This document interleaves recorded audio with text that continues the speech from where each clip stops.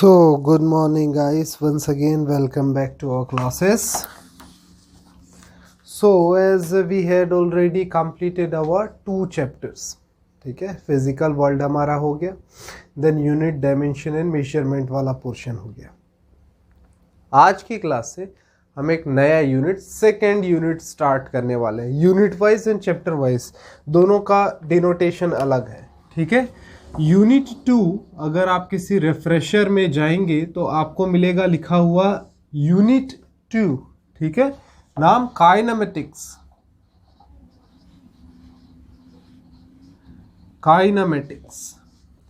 ठीक है। और आपके एनसीईआरटी के बुक के हिसाब से बात करें तो अब देखिए यूनिट 2 में आपका एनसीईआरटी का चैप्टर 3 और चैप्टर 4 दोनों आ जाता है, ठीक है। तो इसी काइनेमेटिक्स में आपको पढ़ना है चैप्टर 3, ठीक है। क्या है ये? मोशन इन स्ट्रेट लाइन या फिर वन डायमेंशनल मोशन बोल लीजिए, ठीक है। और इसी काइनेमेटिक्स के अंदर आपको पढ़ना है chapter 4, that is 2 dimensional motions, ठीक है। ये बहुत इंपॉर्टेंट है। इसमें भी कुछ प्रोजेक्टाइल से रिलेटेड आप बाद में देखेंगे, वो काफ़ी इंपॉर्टेंट है और आपके कॉम्पिटिटिव एग्जाम में वहीं से क्वेश्चन आता है, कॉम्पिटिटिव एग्जाम में, ठीक है। और जो बेस है इसके लिए बेस ये बनाएगा आपका, ठीक है। काफ़ी इंटीग्रेशन डिफरेंशिएशन का यूजेज इस चैप्टर में हम करने वाले हैं, ठीक है। तो अब देखिए, डायमेंशन का मतलब होता है measurement in that particular direction, ठीक है। अभी तक आप 3 डायमेंशन से अवगत होंगे। कौन कौन से 3 डायमेंशन? तो देखिए, ये अगर बोर्ड की बात कर लूं तो ये बोर्ड का एक डायमेंशन हो गया, ठीक है। ये बोर्ड का दूसरा डायमेंशन हो गया, ठीक है। ये मान लीजिए कोई एक्स डायरेक्शन हो गया, ये मान लीजिए कोई वाई डायरेक्शन हो गया और इस पे एक परपेंडिकुलर, ऐसा, दिस इज थर्ड डायमेंशन, ठीक है। तो इसे डिनोट कैसे करते हैं? तो ये वाई एक्सिस हो गया, ये एक्स एक्सिस हो गया और ये जेड एक्सिस हो गया। 3 डायमेंशन की बात कर ली। तो इस चैप्टर में सिर्फ हम एक डायमेंशन की बात करेंगे, ठीक है। आइदर लाइक दिस हॉरिजॉन्टली, ठीक है, और आइदर लाइक दिस वर्टिकली, दोनों की बात करेंगे, ठीक है। लेकिन not 2 at the same time, एक एक करके बात करेंगे। एक बार हम स्ट्रेट ऐसा ले लेंगे, एक बार ऐसा ले लेंगे, ठीक है। तो हमने देखा होगा जितना भी हम चलते हैं, कार चलाते हैं, बाइक चलाते हैं, हम जितने भी फिनोमिनन करते हैं वो हॉरिजॉन्टल प्लेन पे करते हैं। किसी भी चीज को हम ऊपर फेंकते हैं या फिर ग्रेविटेशनल वर्क की वजह से जो भी काम होता है वो वर्टिकल प्लेन में होता है। तो उसे एक एक करके देखेंगे। फिर नेक्स्ट चैप्टर में इन दोनों को मिला देंगे, जहां पे हॉरिजॉन्टल के साथ साथ वर्टिकल एक्सिस दोनों जो है एक्शन में होंगे। तो उससे रिलेटेड कुछ हम काम देखेंगे चैप्टर 4 में, ठीक है। तो ये था। अच्छा, ये वर्ड आ गया आपका काइनेमेटिक्स, यूनिट का नाम है काइनेमेटिक्स, ठीक है। और चैप्टर 3 है आपका motion in a straight line. तो अभी चैप्टर छोड़िए, यूनिट के बारे में मुझे बताइए कि काइनेमेटिक्स का मतलब क्या होता है। काइनेमेटिक्स का मतलब क्या होता है? काइनेमेटिक्स, अब देखिए वर्ड से ही समझ में आ रहा है। काइनेमेटिक्स 2 पार्ट में तोड़ लीजिए। काइना का मतलब होता है मोशन, ठीक है। मैटिक्स का मतलब होता है study. So simply what is kinematics? Study of motion is called kinematics, ठीक है।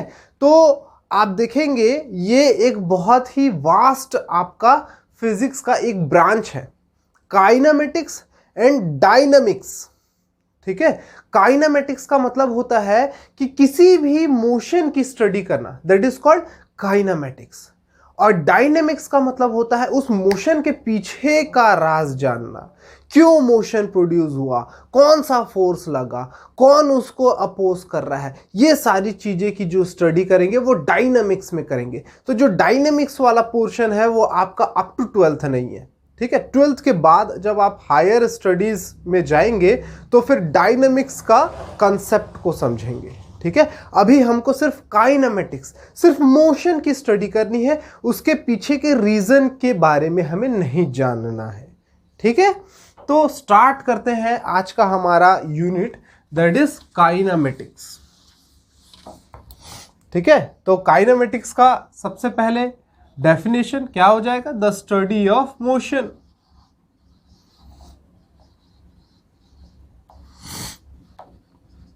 Is called kinematics.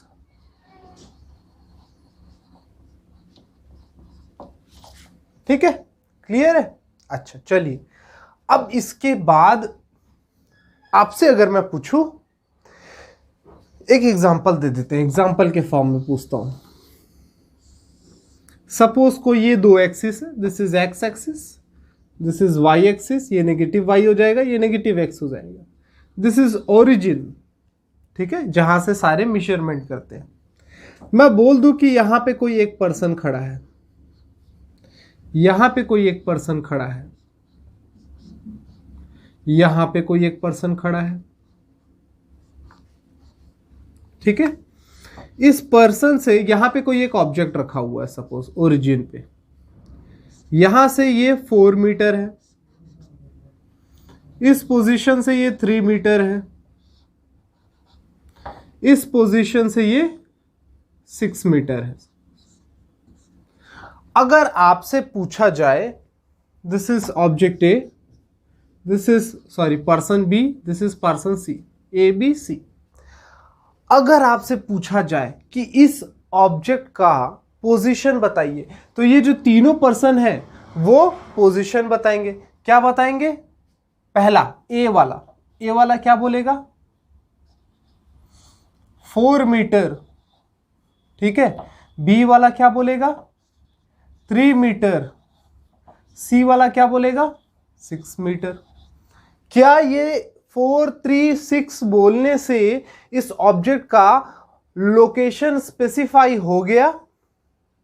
अब देखिए, ये बोल रहा है ए 4 मीटर, तो देखो चाहे मैं 4 मीटर इधर देख सकता हूं, इधर भी देख सकता हूं, इधर भी देख सकता हूं, इधर भी देख सकता हूं, तो जरूरी नहीं है कि ऑब्जेक्ट यहीं पे हो, यहां भी हो सकता है, यहां भी हो सकता है, यहां भी हो सकता है। तो अभी जो है ऑब्जेक्ट ए ने एकदम एग्जैक्ट लोकेशन नहीं बताया, ठीक है, एग्जैक्ट पोजीशन नहीं बताया इस ऑब्जेक्ट का। तो क्या मिसिंग है?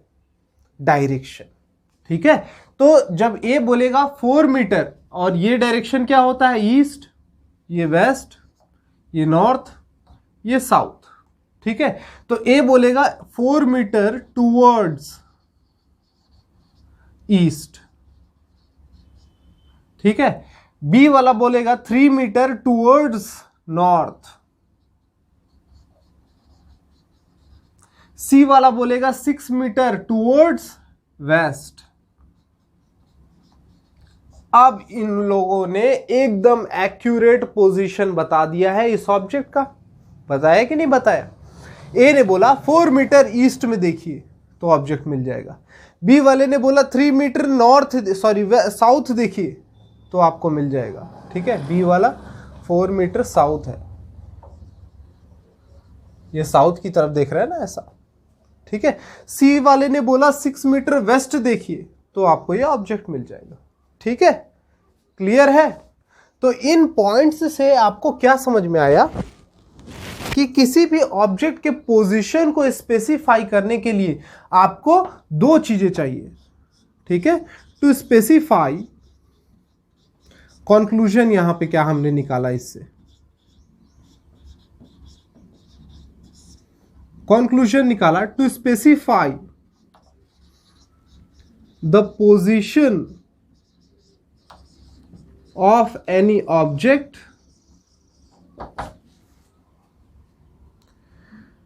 Magnitude plus direction both are required. दोनों चीजें चाहिए, मैग्नीट्यूड भी चाहिए और डायरेक्शन भी चाहिए। तो अब मुझे बताइए, अगर आपसे पूछे कि पोजीशन कैसा क्वांटिटी है? तो अब आप क्या बोलोगे? Position is what kind of quantity? It is a vector quantity. इसीलिए पोजीशन को वेक्टर क्वांटिटी कहते हैं। ये बहुत इंपॉर्टेंट पॉइंट है। Position is what? A vector quantity. ठीक है, ये तो पता है ना स्केलर और वेक्टर क्या होता है। स्केलर यानी कि जिसके पास सिर्फ मैग्नीट्यूड हो। ठीक है, जस्ट लाइक आपसे सिर्फ डिस्टेंस पूछता तो आप बताते 4 मीटर, डायरेक्शन बताने की जरूरत नहीं थी, सिर्फ डिस्टेंस पूछ रहा है। So distance is what? A scalar quantity. ठीक है, अब आपसे पोजीशन पूछेगा तो आपको पूरा बताना पड़ेगा। 4 मीटर टुवर्ड्स ईस्ट, तो यहां पे मैग्नीट्यूड के साथ साथ डायरेक्शन का भी इंफॉर्मेशन देना पड़ा। इसलिए जिसका मैग्नीट्यूड और डायरेक्शन दोनों होता है वो क्या कहलाते हैं? Vector quantity. सिर्फ मैग्नीट्यूड स्केलर क्वांटिटी। ठीक है, क्लियर हो गया कि पोजीशन क्या होता है? एक वेक्टर क्वांटिटी होता है। Please note down, please note down. कर लिया होगा? मिटा दे। चलिए,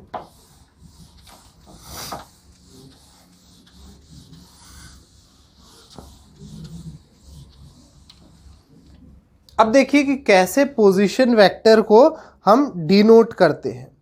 ठीक है,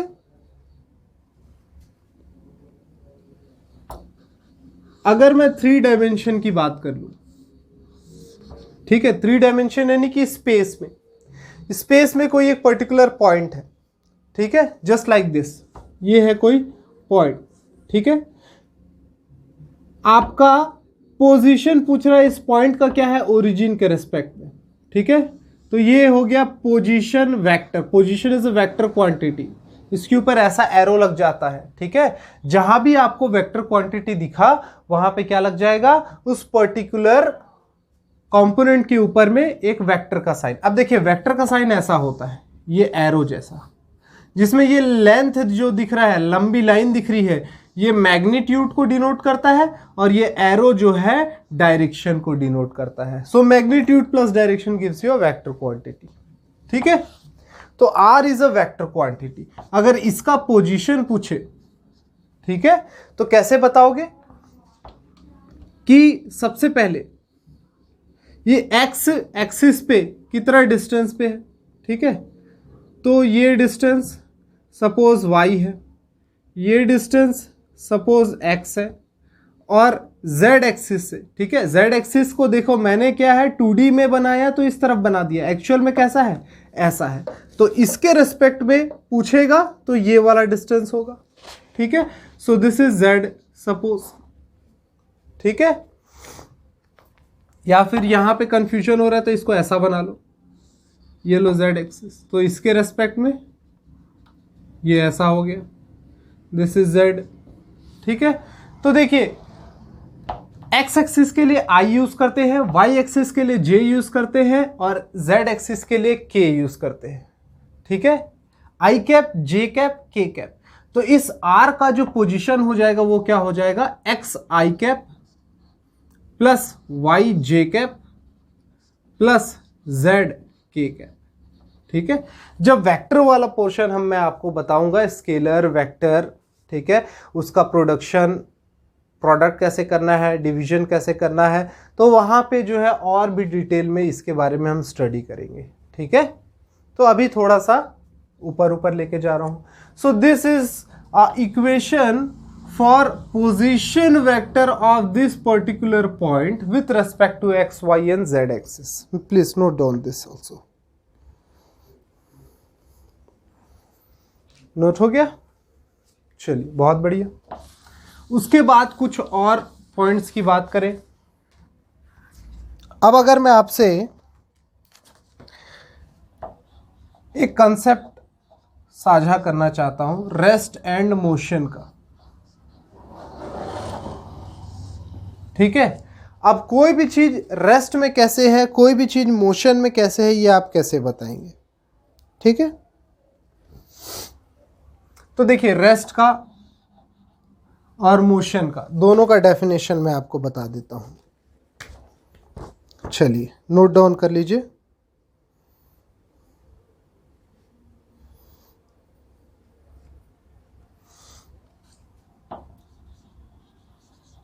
when a body does not changes its position with time, और या फिर लिख ले as time passes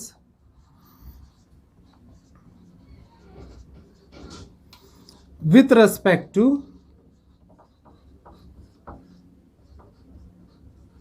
frame of reference। ये बहुत ही इंपॉर्टेंट पॉइंट आपको मैं लिख के बता रहा हूं, ठीक है। Is called the body is in rest. जब कोई बॉडी अपना पोजीशन को चेंज नहीं करेगा टाइम के साथ साथ, ठीक है, with respect to some frame of reference, is called the body is in rest, ठीक है। मोशन की अगर बात करें, कब बॉडी मोशन में होगा, तो मोशन के लिए when a body changes its position as time passes with respect to frame of reference,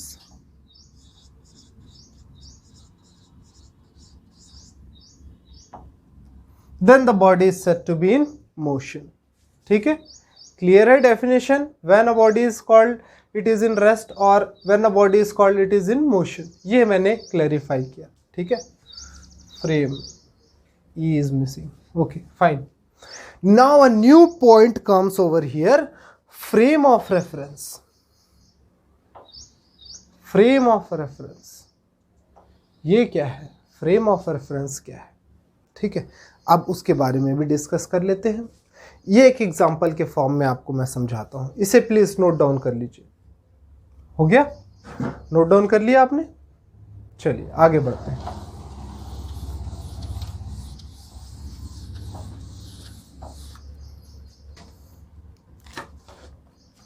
मान लीजिए कि मेरे पास दो पैरेलल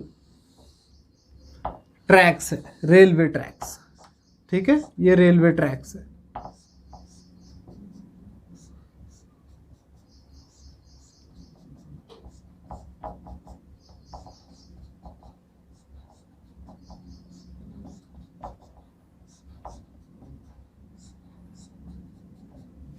ठीक है।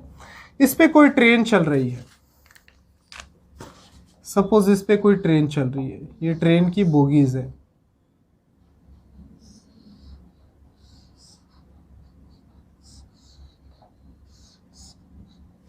ठीक है।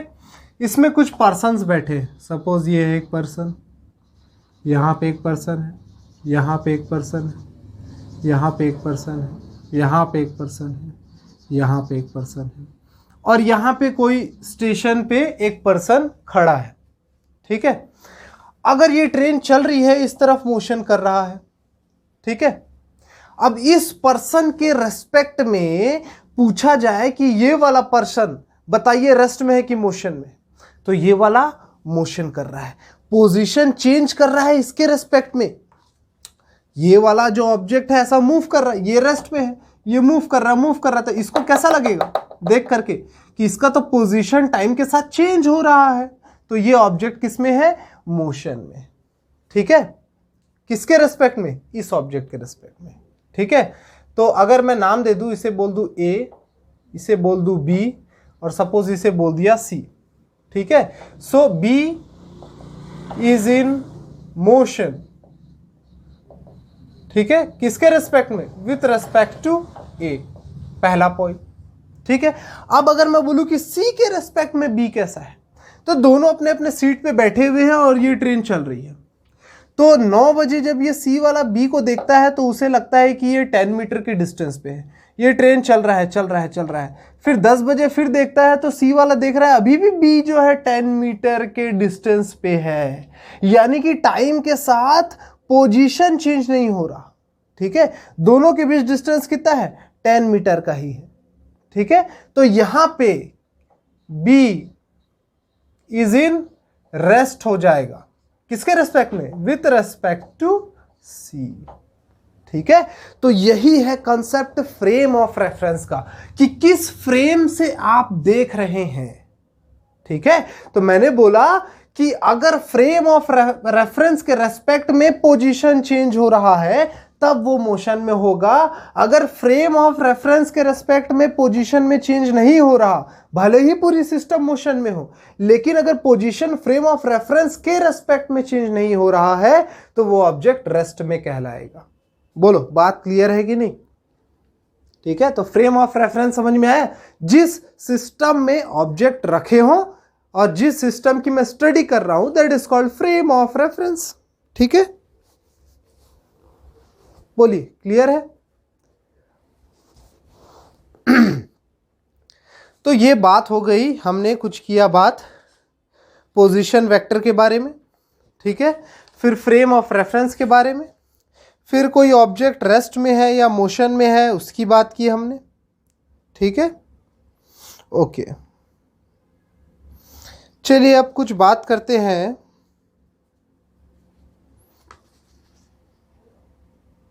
वेलोसिटी की, स्पीड की, एक्सीलरेशन का। ठीक है, चलिए बहुत बढ़िया। देखिए, कॉन्सेप्ट अगर आपका बिल्डअप हो गया ना, उसके बाद चीजें बहुत फास्ट हम लेकर के जाएंगे। मैं बहुत ही स्लो चल रहा हूं ताकि आपका जो कॉन्सेप्ट है बेसिक वो क्लियर अप हो जाए। ठीक है, छोटे छोटे टर्म्स जो हम यूज कर रहे हैं उसका मतलब आप बहुत अच्छे से समझ जाए। ठीक है, अभी तक तो आपका रेस्ट और मोशन का जो छोटे लेवल पे आपने पढ़ा होगा कि जो रेस्ट में है वो रेस्ट में है, जो मोशन में है मोशन में है, या जो पोजीशन चेंज नहीं कर रहा वो रेस्ट में है, जो पोजीशन चेंज कर रहा वो मोशन में है। अब एक नया कंसेप्ट आ गया ना, फ्रेम ऑफ रेफरेंस। ठीक है, तो जैसे जैसे आप हायर लेवल पे जाते जाएंगे बहुत ही टेक्निकल वे में आपको आंसर देना पड़ेगा। ठीक है, चलिए अब बात करते हैं कुछ टर्म्स की, जैसे कि स्पीड। तो स्पीड का आपको फॉर्मूला पता है, डिस्टेंस अपॉन टाइम।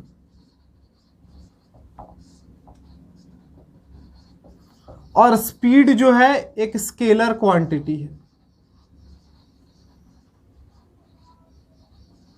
क्योंकि डिस्टेंस स्केलर है फॉर्मूले में इसके। ठीक है, वही बात कर ले वेलोसिटी का। तो वेलोसिटी का फॉर्मूला क्या होता है, डिस्प्लेसमेंट अपॉन टाइम। ठीक है, और डिस्प्लेसमेंट वेक्टर होता है, तो वेलोसिटी क्या होगा, वेक्टर क्वांटिटी होगा। देखिए, डिफरेंशियल के फॉर्म में इस इक्वेशन को कैसे डिनोट करते हैं, u या फिर v, अगर कोई आपका वेलोसिटी है, चाहे u लिख लो चाहे v लिख लो, तो ये होता है dx बाई dt के बराबर। ठीक है, dx क्या है, डिस्प्लेसमेंट, dt क्या है, चेंज इन टाइम। ठीक है, so displacement upon change in time will gives you velocity. ठीक है, ये डिफरेंशियल के फॉर्म में इक्वेशन है वेलोसिटी की। अब बात कर ले एक्सीलरेशन का। एक्सीलरेशन को हम a से डिनोट करते हैं, तो एक्सीलरेशन का फॉर्मूला क्या होता है, चेंज इन वेलोसिटी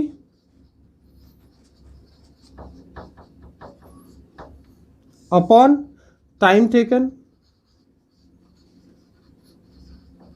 ठीक है, तो यहां पे मैं इसे कर दे रहा हूं, ये हो गया a। चेंज इन वेलोसिटी को हम dv से डिनोट करते हैं। ठीक है, और टाइम टेकन dt। सो डिफरेंशियल फॉर्म में एक्सीलरेशन का इक्वेशन हो गया dv बाई dt। ठीक है, और dv बाई dt, ठीक है, ये d बाई dt रख लो, और v का फॉर्मूला हमको पता है, क्या होता है v का फॉर्मूला, dx बाई dt। तो इसे मैं ऐसा भी लिख सकता हूं। ठीक है, d इंटू डी, ये हो जाएगा d2t बाई dt स्क्वायर, ऐसे पढ़ते हैं इसे। ठीक है, acceleration is equal to d2t upon dt square. ऊपर वाला d स्क्वायर t मत पढ़ना, d2t अपॉन dt स्क्वायर। ठीक है, सो व्हाट, सॉरी ये x है ना, I am sorry, d2x upon dt square. ठीक है, तो ये क्या मैंने बोला, x क्या था, पोजीशन, ठीक है। तो पोजीशन का 2 बार डिफरेंशिएशन करेंगे तो एक्सीलरेशन आएगा, पोजीशन का 1 बार डिफरेंशिएशन करेंगे तो वेलोसिटी, और वेलोसिटी का डिफरेंशिएशन करते हैं तो क्या मिलता है, एक्सीलरेशन मिलता है, ठीक है। तो ये पहले नोट डाउन कर लीजिए, स्क्रीनशॉट ले लीजिए, 1 2 3 हो गया होगा। तो एक इक्वेशन हमको मिल गया कि dx बाई डी टी बराबर होता है v, ठीक है, और dv बाई डी टी बराबर होता है a, यानी कि वेलोसिटी का डिफरेंशिएशन करोगे तो एक्सीलरेशन मिलता है, और वेलोसिटी किससे मिलता है, पोजीशन के डिफरेंशिएशन से। तो सिंपली मैं कह सकता हूं कि पोजीशन को 2 बार डिफरेंशिएट कर दो विथ रेस्पेक्ट टू टाइम तो आपको डायरेक्टली एक्सीलरेशन मिल जाएगा। ये कुछ फॉर्मूलेज आप ध्यान में रख लीजिए, ठीक है। नंबर 1, नंबर 2, नंबर 3 बहुत काम आएगा न्यूमेरिकल बनाने में, ठीक है। Please note down this also. चलिए, हो गया, ठीक है। इंस्टेंटेनियस स्पीड या इंस्टेंटेनियस, देखिए एक आप सुनेंगे टर्म इंस्टेंटेनियस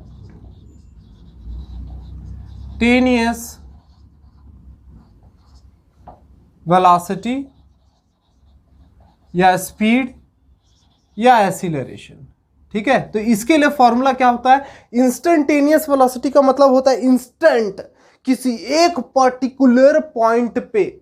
मैंने बोला कि 10 घंटे कोई ट्रेन चली है, ठीक है, तो 76 सेकेंड में सिर्फ एक इंस्टेंट पे वेलोसिटी बताइए। तो किसी पर्टिकुलर इंस्टेंट की बात करेंगे तो फिर मैं क्या कहूंगा, इंस्टेंट पे वेलोसिटी पूछूंगा तो इंस्टेंटेनियस वेलोसिटी, इंस्टेंट पे एक्सीलरेशन पूछूंगा तो इंस्टेंटेनियस एक्सीलरेशन, ठीक है। तो इंस्टेंटेनियस एक्सीलरेशन का फॉर्मूला देखिए क्या हो जाता है, लिमिट, ठीक है, limit delta v by delta T, ठीक है। और यहां पे जो टाइम है, ठीक है, टाइम क्या हो रहा है, एकदम एक instant, almost equal to 0, so delta t tends to 0 ऐसा लिखते हैं। Limit delta t tends to 0 delta v by delta d is what, instantaneous acceleration.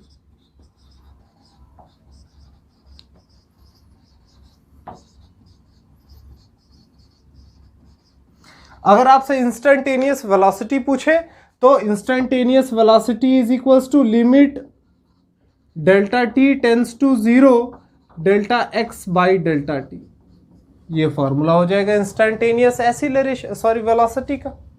This is what, instantaneous velocity,